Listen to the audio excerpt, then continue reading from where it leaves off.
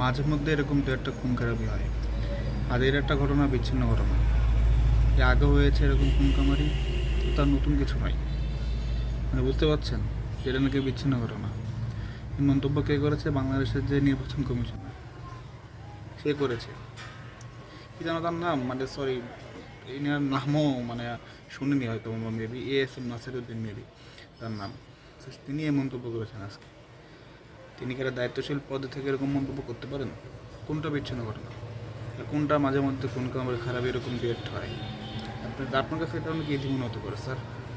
যারা একজন মানুষের জীবনের মূল্য তার ফ্যামিলি বোঝে, তার আত্মীয় স্বজন বোঝে, তার ছেলে মেয়ে বোঝে, আপনারা বুঝবেন না। আপনাদের ফ্যামিলির কেউ হলে আপনার কেমন লাগবে? তাদের বাবা মা, তার আত্মীয় স্বজন, তার পরিবারের কেমন লাগতেছে? বেটা সাধারণ মানুষ মরে যাবে, আর এটাকে আপনারা দু একটা খুন খারাপ হিসেবে দেখবেন। হাদের মধ্যে একজন অ্যাক্টিভিস্ট যখন খুনের শিকার, মানে তাকে খুন করার উদ্দেশ্যে, হত্যার উদ্দেশ্যে গুলি করা হলো, তাকে আপনি বিচ্ছিন্ন ঘটনা বলতেছেন। তাহলে সাধারণ মানুষ যে মারা যাচ্ছে রেগুলার, সেগুলো তো তাহলে আপনাদের কাছে কোনো ঘটনাই না, সেগুলো তো পানি আপনাদের কাছে। মানে সাধারণ মানুষের জীবন আপনাদের কাছে জীবন না। কী অদ্ভুত মন্তব্য, কী অদ্ভুত স্টেটমেন্ট! সব বগাস বুলশিটদের আমরা হচ্ছে বড় বড় পদে রাখি। এরা কি যোগ্য এই পদের? সরি টু সে, আপনি কীভাবে কথা বলতে পারেন? আপনি জানেন যে এখন পুলিশ খুঁজতেছে এই খুনিদের, গোয়েন্দা সংস্থারা খুঁজতেছে, সারা দেশে মানুষের বিবেক রয়েছে, সেখানে আপনি কথা বলতে পারেন? পারেন আপনি? হ্যাঁ, আপনি অথবা পরে বলবেন যে আমি এভাবে বলতে চাইনি, বাট দু একটা বিচ্ছিন্ন ঘটনা ঘটতে পারে। কী মিন করতে যাচ্ছেন? এটি মানুষ খুন হচ্ছে, তাকে হত্যা করা হচ্ছে, এটি বিচ্ছিন্ন ঘটনা?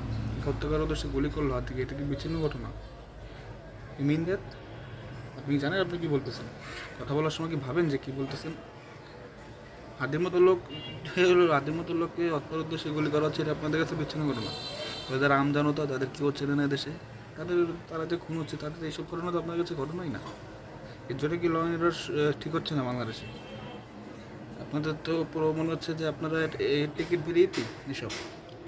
আর সবসময় হয়, মানে সবসময় মানে কি সামনে হবে? আগে হতো বলে কি এখন হবে? আগে হতো বলে তো মানুষ গণ অভ্যুত্থানে যোগ দিয়ে আগে সরকারকে হটিয়েছেন। আগে সরকারের হটানোর উদ্দেশ্য কী ছিল? এমনকি সুস্থ রাজনীতিতে ফিরবে এই দেশ, এবং তা আমাদের দেশের খুন খারাপ এসব থাকবে না। আর আগে ছিল মানে এখনও হবে? জাস্টিফাই করতেছেন?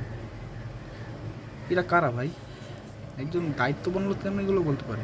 তিনি একজন CEC, it's a very crucial পদ এটা বাংলাদেশের জন্য। আপনি কীভাবে এগুলো বলে সজ্ঞানে কথা বলেন? আমার তো মনে হয় না সজ্ঞানে কথা বলেন।